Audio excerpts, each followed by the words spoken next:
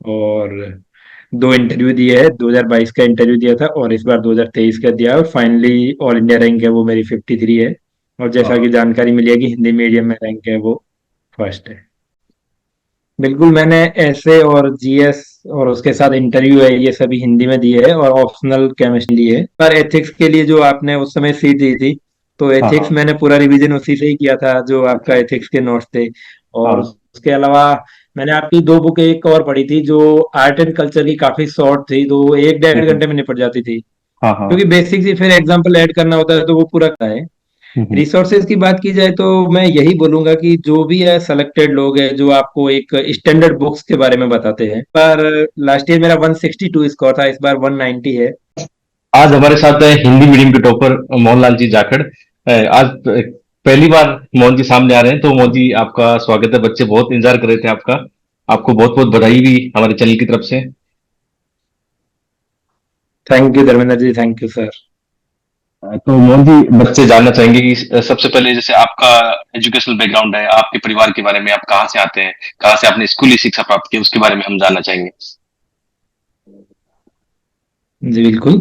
मैं बाड़मेर, जो राजस्थान का एक जिला है बाड़मेर, उसके एक छोटा सा 30 किलोमीटर दूर एक गांव है भाटका है। मैं भाटका का रहने वाला हूँ। और मैंने मेरी क्लास 1 से क्लास 8 है वो भाटका गांव से ही की है। और उसके बाद 9 से 12 तक मैंने बाड़मेर डिस्ट्रिक्ट से जो सेकेंडरी एंड हायर सेकेंडरी है वो कंप्लीट की है। हम्म।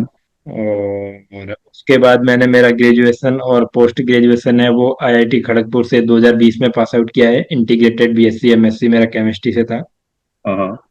और 2020 में मेरी एजुकेशन जो क्वालिफिकेशन है फॉर्मल वो कंप्लीट हो गई थी, ग्रेजुएशन और पोस्ट ग्रेजुएशन। और 2020 में लॉकडाउन के समय से मैं यूपीएससी की प्रिपरेशन कर रहा हूँ। हाँ। हाँ। और ये मेरा फोर्थ अटेम्प्ट है। हम्म। और पिछले इन 4 अटेम्प्ट में मैंने 3 प्रीलिम्स पास की है, दो और 2 इंटरव्यू दिए है। 2022 का इंटरव्यू दिया था और इस बार 2023 का दिया और फाइनली ऑल इंडिया रैंक है वो मेरी 53 है। और जैसा कि हाँ। जानकारी मिली है कि हिंदी मीडियम में रैंक है वो फर्स्ट है। बिल्कुल। बहुत सारे बच्चे जैसे आप ऐसे गांव से आते हैं, तो उनको भी फिर लगता है कि पता नहीं गांव वाले बच्चे यूपीएससी में क्या कर पाएंगे। तो आप तो राजस्थान के उस रेगिस्तान प्रदेश से आते हो जहां पे संसाधनों का अभाव हमेशा से रहता है, मैं जानता हूँ।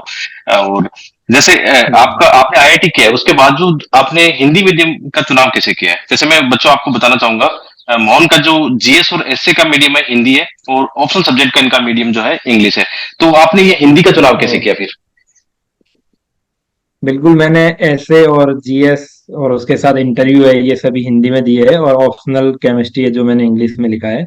हाँ। मीडियम चूज करने के लिए जब मैंने इसकी प्रिपरेशन स्टार्ट की तो मैंने 12th तक हिंदी मीडियम से ही पढ़ाई की है। हाँ। और इंग्लिश मीडियम कॉलेज जाने के बाद ही मैं इंग्लिश के साथ कंफर्टेबल हुआ था। हाँ। हाँ। और 10th तक जो ह्यूमैनिटीज के सब्जेक्ट है वो हिंदी में पढ़ रखे थे तो काफी फेमिलियर लग रही थी मुझे हिंदी में। जो एक पढ़ना भी काफी सिंपल लग रहा था, समझना भी इजी था मेरे लिए हिंदी।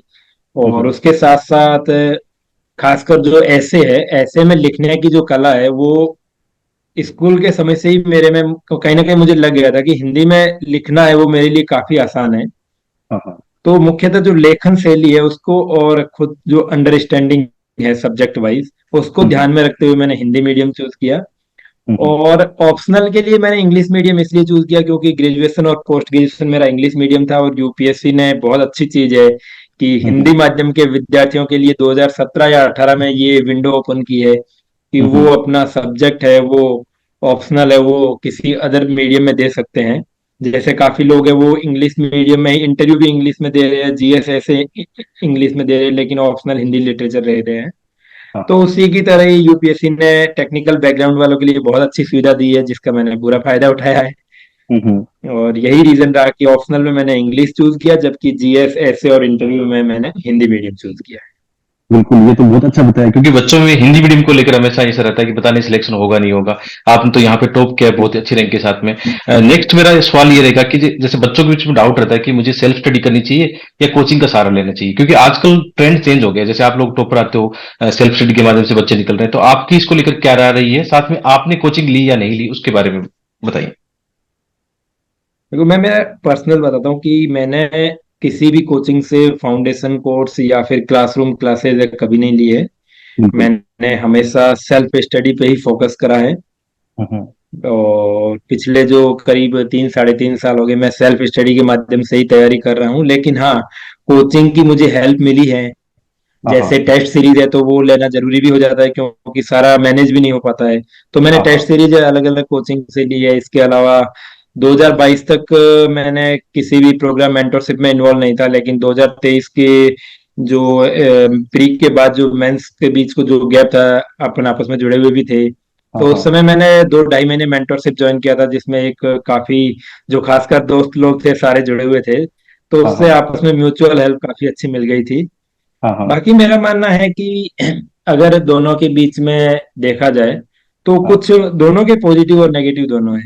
अगर हम्म। सेल्फ स्टडी की बात की जाए तो एक जो सोचने का डायमेंशन और अप्लाइड नेचर है यूपीएससी के पेपर्स का, हम्म। वो मुझे लगता है एक कोचिंग की जो एक थॉट प्रोसेस है या फिर कोचिंग का एक लिमिटेड मटेरियल है। क्योंकि अधिकतर जनता यही करती है कि अगर किसी एक कोचिंग में गए तो बस वो उसी की चीज फॉलो करेंगे मैक्सिमम। हम्म। तो फिर सारी चीज सारे कंटेंट तक वो पहुंच नहीं पाएंगे और हर डायमेंशन में सोच नहीं पाते हैं। हम्म। और यूपीएससी का पैटर्न खासकर पिछले 2 3 साल से इवन प्रीलिम्स है या मेंस है, पूरा एकदम अप्लाई टाइप का हो गया है। तो रटा रटा चीज तो बिल्कुल वहाँ अब एक्सेप्टेबल नहीं है, जो हाँ एक हाँ। जमाने में रहता था। तो हम्म। सेल्फ स्टडी की काफी भूमिका बढ़ गई है। इवन मुझे पर्सनली ये लगता है, मुझे दोनों बार इंटरव्यू में कोचिंग रिलेटेड क्वेश्चन पूछे गए थे। हाँ हाँ तो हो सकता है कि उन्होंने जो एक सोशल करके एक डेस्क के अंदर भरवाते हैं तो वहां से उन्हें इन्फॉर्मेशन मिली हो, क्योंकि वहां मैंने क्लियर लिख दिया था कि मैंने कोई कोचिंग ज्वाइन नहीं किया। तो दोनों बार मुझे इंटरव्यू में कोचिंग इंडस्ट्रीज के बारे में पूछा था। तो हाँ मैंने हाँ। उसी समय भी यही आंसर दिया कि इनको रेगुलाइज किया जाना चाहिए। और हाल ही हम्म। में कुछ रेगुलेशन भी आए थे। हम्म। तो उन्होंने ये भी पूछा था कि कहीं ना कहीं ये जो स्टूडेंट है उनकी सोचने की तार्किक क्षमता को प्रभावित करते हैं। तो मैंने कहा बिल्कुल, अगर एक चीज से बंधे हुए हैं तो कहीं ना कहीं ये बिल्कुल प्रभावित करते हैं। और एक अप्लाइड नेचर वाले जो एग्जाम है उसमें व्यक्ति के खुद के भाव हो या फिर जो व्यक्ति का खुद का नेचर है सोचने हम्म। समझने का, वो आपको चाहे इंटरव्यू हो या फिर जीएस के पेपर में वो दिखना चाहिए।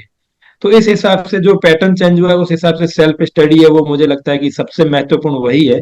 उसके हाँ। बिना, सेल्फ स्टडी के बिना तो मेरा पर्सनली यही मानना है कि वो सबसे सुप्रीम है। कोचिंग के फायदे भी है। कोचिंग का अगर देखा जाए तो एक शेड्यूल है वो काफी अच्छा मिल जाता है। हम्म। दूसरी चीज है कि कंटेंट बना बनाया मिल जाता है, आपको मेहनत कम करनी पड़ेगी और उस मेहनत वो कंटेंट ढूंढने की बजाय आप कंटेंट पढ़ने में टाइम दे सकते हैं। हम्म। तीसरी चीज है कि कोचिंग की टेस्ट सीरीज है वो कहीं ना कहीं एक कॉम्पिटेटिव माहौल भी प्रोवाइड करवाती है। तो ये कुछ कोचिंग के फायदे भी है। लेकिन हाँ, कोचिंग अगर कर भी रहे हैं तो मेरा ये मानना है कि आप अलग अलग जो टॉपर्स है या फिर जो अलग अलग मार्केट में अलग अलग मटेरियल उपलब्ध है, चाहे वो हम्म। कोई कोचिंग नहीं करो। जैसे मैं आपको एग्जांपल बताता हूँ कि मैंने इस बार एथिक्स के लिए जो आपने उस समय सीट दी थी, तो हाँ एथिक्स हाँ मैंने पूरा रिवीजन उसी से ही किया था जो आपका अच्छा। एथिक्स के नोट्स थे। और हाँ उसके अलावा मैंने आपकी 2 बुक एक और पढ़ी थी जो आर्ट एंड कल्चर की, काफी शॉर्ट थी, तो एक डेढ़ हम्म। घंटे में निपट जाती थी। हाँ हाँ क्योंकि बेसिक से फिर एग्जाम्पल ऐड करना होता है तो वो पूरा करंट तैयार रहता है तो अपन ऐड कर सकते हैं।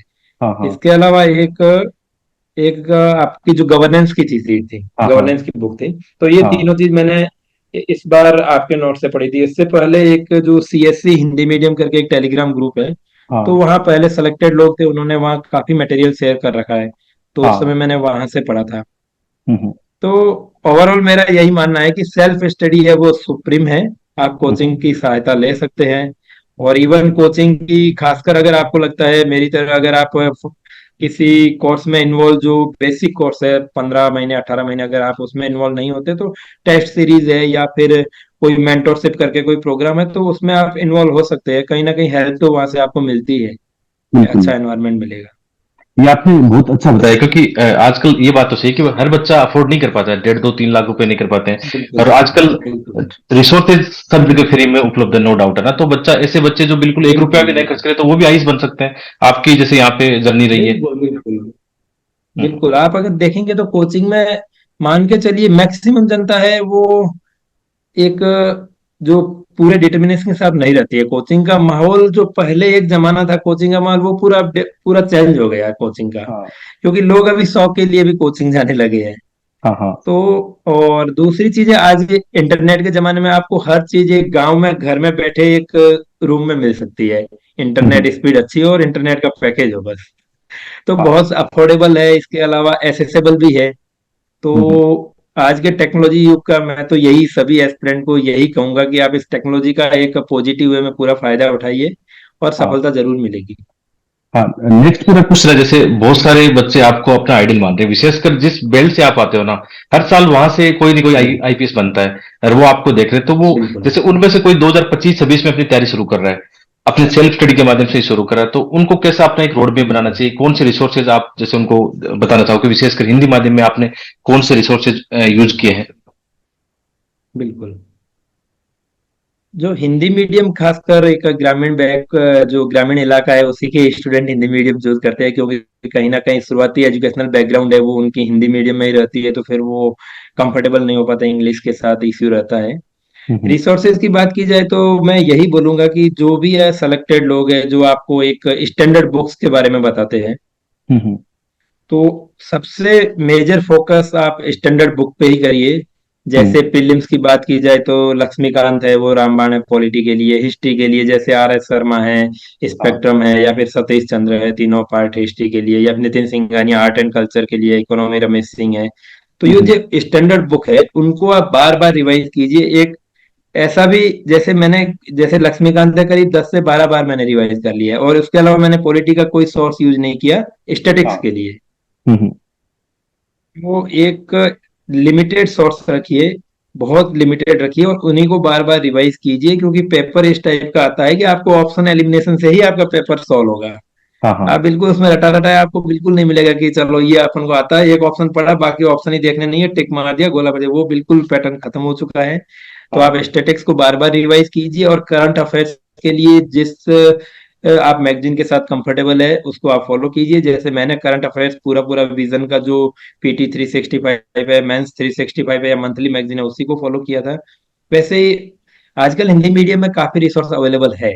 हाँ। वो एक जमाना था जब बहुत मुश्किल से मिल पाता था, आजकल चैनल भी काफी बन गए हिंदी मीडियम्स के। हम्म, हम्म। तो जो बुक है या फिर शॉर्ट नोट्स की जो किताबें हैं वो भी काफी आजकल अवेलेबल, इजीली अवेलेबल है, पीडीएफ अवेलेबल है, या फिर हम्म, मार्केट में अवेलेबल है। तो इन सभी चीज की हेल्प लीजिए, और स्टैंडर्ड बुक है, मैं यही कहूंगा कि बार बार उसको सबसे ज्यादा रिवाइज कीजिए, और अपने शॉर्ट नोट्स या तो बना लीजिए, या किसी के शॉर्ट नोट्स है तो वो प्रिंट कर लीजिए। मैंने शॉर्ट नोट्स हमेशा प्रिंट किए, खुद से कभी नोट्स बनाए नहीं है, एक दो सब्जेक्ट को छोड़ के और ऑप्शनल को छोड़ के। हाँ, हाँ। बिल्कुल। तो नेक्स्ट जैसे जानना चाहेंगे केमिस्ट्री को लेकर, कि केमिस्ट्री को लेकर आपने कौन से नोट फॉलो किए, किसी टीचर किसे आपने पढ़ा है, और कैसी मतलब आपने आंसर बिल्कुल। राइटिंग उसमें की है? केमिस्ट्री मेरा बैकग्राउंड रहा है, ग्रेजुएशन और पोस्ट ग्रेजुएशन मेरी इसी में हुई थी, लेकिन दो अटेम्प्ट में मेरे नंबर नहीं आए थे। पहले पहले मैच में मेरे 217 थे, दूसरे जो लास्ट ईयर मैंने 2022 का भी इंटरव्यू दिया था उसमें 247 मार्क्स थे। हाँ। तो उसमें मुख्य रीजन था प्रैक्टिस का रीजन था, और कुछ रिसोर्स का, जो रिसोर्सेज है उनका भी रीजन रहा। क्योंकि हाँ। केमिस्ट्री में अभी मार्केट में वो स्थिति नहीं है कोचिंग की, हम्म, कि एक पूरा जो इन्होंने 2020-21 से पूरा केमिस्ट्री ऑप्शनल का भी पैटर्न चेंज कर दिया है, काफी गेट और नेट लेवल के क्वेश्चन आने लगे हैं, हाँ। इवन हाँ। आउट ऑफ सिलेबस क्वेश्चन आने लगे हैं। हम्म, तो मैंने गेट की तैयारी कर रखी थी, और नेट और गेट दोनों में क्वालिफाइड हूँ केमिस्ट्री से, तो उस समय के मैंने कुछ शॉर्ट नोट्स बना रखे थे। हाँ। हाँ। और वो एक एक अभी पता नहीं कॉपी होगी कि नहीं, रफ कॉपी में ही बना रखे थे, तो उसी से मैं पढ़ता था। इसके अलावा केमिस्ट्री के लिए एक लवप्रीत करके एक कैंडिडेट है जो तैयारी कर रहे हैं अभी, हाँ। हाँ। उनके बहुत अच्छे नोट्स है, उन्होंने अभी लगभग कंपाइल कर लिया, 2 ढाई साल उन्होंने काफी अच्छी मेहनत की। हम्म, और वो नोट्स अभी इजीली अवेलेबल है पीडीएफ में, उन्होंने अपने टेलीग्राम ग्रुप पे डाल रखा है, फ्री ऑफ हम्म, कॉस्ट है। तो अगर हम्म। कोई कैंडिडेट केमिस्ट्री ऑप्शनल रहता है तो उनके नोट्स अगर अच्छे से कर लेता है, तो मुझे लगता है कि कोई स्टैंडर्ड बुक केमिस्ट्री की पढ़ने की उन्हें जरूरत नहीं है, और बहुत अच्छा स्कोर कर लेंगे। बिल्कुल। हम्म। तो जैसे आपका इंटरव्यू में भी स्कोर देखा था, 190 स्कोर आपका इस बार रहा है, और हिंदी माध्यम से आपने इंटरव्यू दिया है, तो इंटरव्यू को लेकर इस बार आपकी रणनीति पहले की तुलना में कैसी रही है? जैसे पहले स्कोर शायद आपके कम रहा होगा ना, और इस बार बिल्कुल। आपका बहुत अच्छा स्कोर है, तो इंटरव्यू को लेकर कैसी इस बार तैयारी अलग से थी आपकी? इस बार मैं सोच के गया था कि जो आंसर दूंगा एकदम प्रैक्टिकल होगा और स्ट्रेट फॉरवर्ड होगा, इधर उधर हाँ। बातें घुमानी नहीं है, पहली चीज हाँ। है। हाँ, हाँ। कि ज्यादा डिप्लोमेटिक भी नहीं बनना है और ज्यादा आइडियल भी नहीं बनना है, एकदम प्रैक्टिकल है। जो एक डेली रूटीन में अगर कोई केस स्टडी दे दी है तो उसका प्रैक्टिकल सॉल्यूशन क्या होगा। हुँ, हुँ। तो मेजर मैं यही इस बार तैयारी करके यही सोच के गया था कि जो चीज पूछेंगे सीधा स्ट्रेट फॉरवर्ड बोलेंगे, भले आप वो 1-1.5 मिनट अगर इंटरव्यूअर जो ले रहे हैं इंटरव्यू 1-1.5 मिनट का क्वेश्चन पूछ रहे हैं, आप अगर उसको 30 सेकंड या 15 सेकंड में भी आंसर दो तो वो इम्प्रेस हो जाएगी, हाँ ये ग्राउंड लेवल पे एक अच्छा प्रशासक के रूप में डिसीजन मेकिंग इसकी अच्छी हो सकती है। हाँ, हाँ। तो मैंने इस बार, लास्ट ईयर मेरा 162 स्कोर था, इस बार 190 है।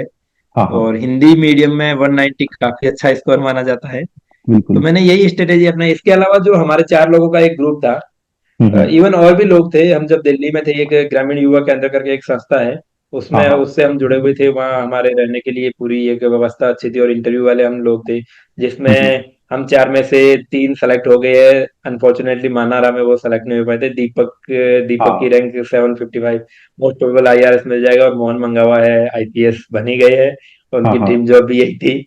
हाँ, तो हाँ। रिजल्ट भी अच्छा रहा और हमारा जो आपस में पीएस ग्रुप था उनमें आपस में हमें काफी ज्यादा हेल्प मिली थी। इवन हम बहुत कम न्यूज़पेपर पढ़ लिया, फिर डिस्कस करते जाओ, क्योंकि काफी हम सारे राजस्थान से ही थे, हाँ, तो हाँ। काफी चीजें हमारे लिए सिमिलर थी।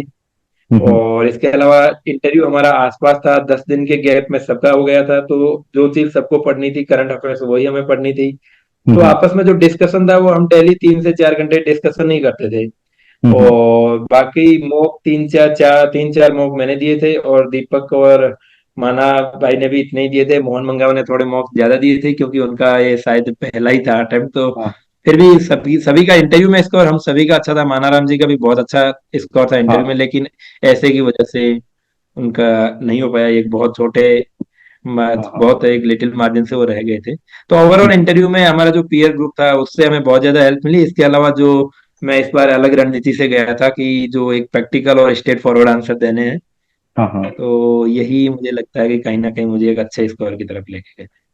बिल्कुल, मोहन जी आपके बहुत सारी चीज़ें यहाँ से बच्चों को सीखने को मिल रही है, प्री, मेंस, इंटर को लेकर सब बातें आपने कवर की है। अंत में मेरा यही मानना है कि जैसे आप आज अच्छी जगह पहुँच चुके हो और लास्ट में आपके मन में ऐसा कुछ है कि मैं एस्पिरेंट के साथ शेयर करना चाहता हूँ, तो आप बता सकते हो अपनी बात। कुछ भी आपके मन में हो कि हाँ, आने वाले एस्पिरेंट को ये ध्यान रखना है।